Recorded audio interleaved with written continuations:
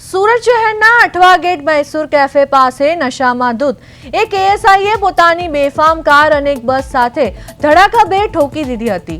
અકસ્માત એટલો ગંભીર હતો કે કારને ભારે નુકસાન પહોંચ્યું હતું।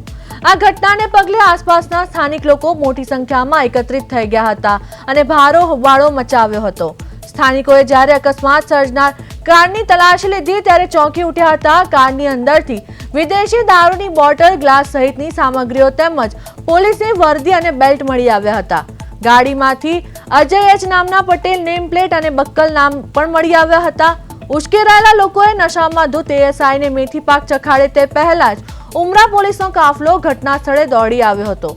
સ્થાનિકોએ આક્રોશ સાથે જણાવ્યું હતું કે એક તરફ રાજ્યમાં દારૂબંધી છે અને બીજી તરફ પોલીસ અધિકારીઓ દારૂ પીને ગાડીઓ હંકારી રહ્યા છે।